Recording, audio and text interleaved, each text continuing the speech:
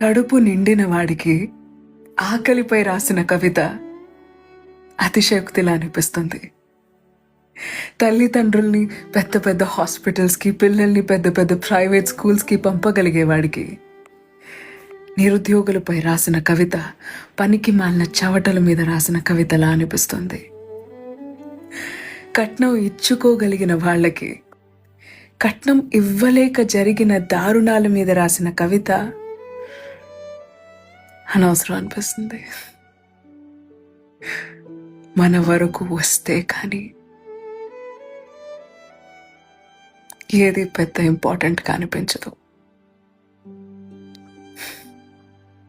అనగనగా ఒక తాత వేలాది కోట్లాది డబ్బులు విలువ చేసే ఒక పీస్ ఆఫ్ ల్యాండ్ ప్లాట్ని 10 రూపాయలకి అమ్మేశాడంట. వాళ్ళ పిల్లలు ఆ తాతని ఎప్పుడు తిట్టుకుంటూనే ఉంటారు. 10 రూపాయల కోసం అంత విలువ చేసే ప్లాట్ని ఎలా తాత అమ్మేసావని. ఆయన చచ్చిపోయాక కూడా ఆ తాత ఎవరో కాదు, నీ ఎక్స్. అండ్ ఆ స్థలం కాదు, నువ్వు. అర్థమవుతుందా? చేతిలో వేడి వేడి టీ పట్టుకొని బెడ్ మీద కూర్చున్నావు.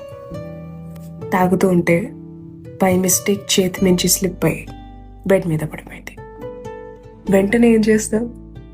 బెడ్షీట్ లాగేస్తావు, మ్యాట్రెస్ మీదకి వెళ్ళకుండా.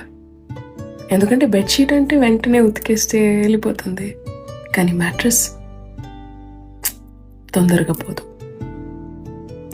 లైఫ్లో ఏదైనా బ్యాడ్ జరిగినప్పుడు కూడా వెంటనే ఆ ఫీలింగ్ని తీసి ఉతికేయాలి.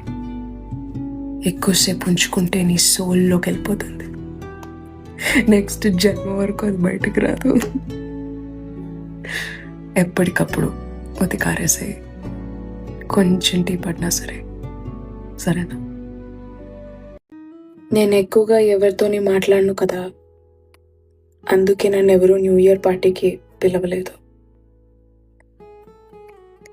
అని శుభాంగి వాళ్ళ అమ్మతో చెప్పింది బాధగా.